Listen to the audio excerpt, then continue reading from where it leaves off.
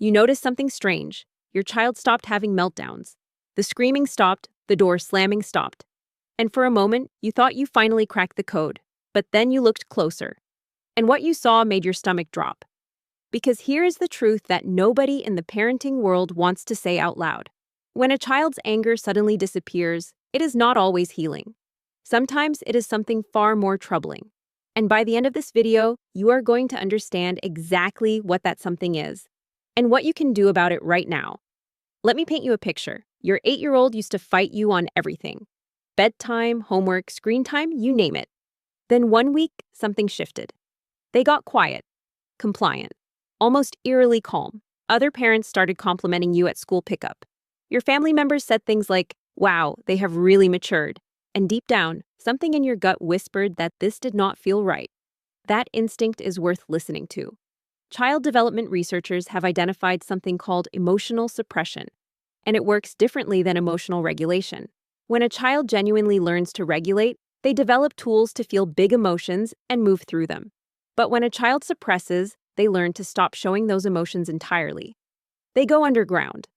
And the difference between those two outcomes will shape who your child becomes for decades. So, what actually replaced the anger? There are a few possibilities, and none of them are comfortable to sit with. The first is anxiety. Anger is a signal emotion. It fires when a child feels threatened, powerless, or misunderstood.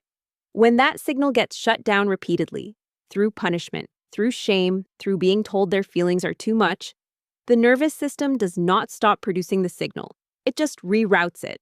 Anxiety is what happens when that alarm system has nowhere to go. You will see it as clinginess, stomach aches before school, obsessive worrying, trouble sleeping. The anger did not leave, it turned inward. The second possibility is withdrawal.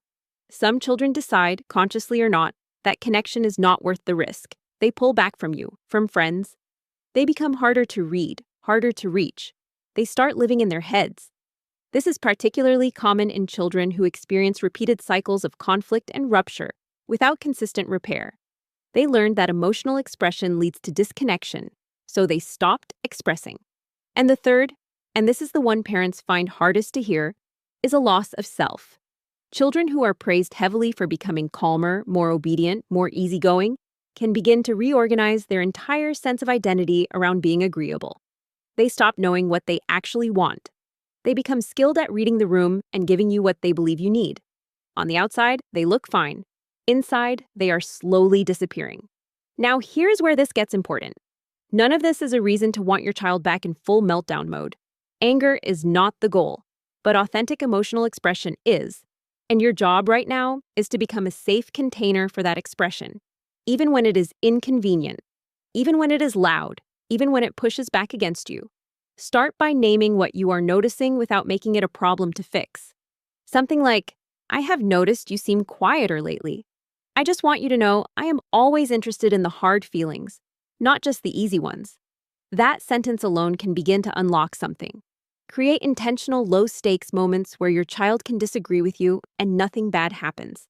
Let them push back on small things. Actively celebrate when they tell you no or express a preference that differs from yours. You are rewiring their belief that their authentic self is acceptable. And if the withdrawal is significant, if they seem flat, disconnected, uninterested in things they used to love, please take that seriously. That is not maturity. That is a child who needs professional support, and getting it early changes everything. Here is the payoff for every parent who made it this far in this video. The goal was never a quiet child. The goal was always a child who feels safe enough to be fully themselves with you. That is the relationship worth building. And it is never too late to start. Your child's anger was communication. What replaced it is also communication. The question is whether you are willing to get curious about what they are trying to tell you, even when they have stopped using words to say it. Stay curious about your kid. That curiosity is what they need most.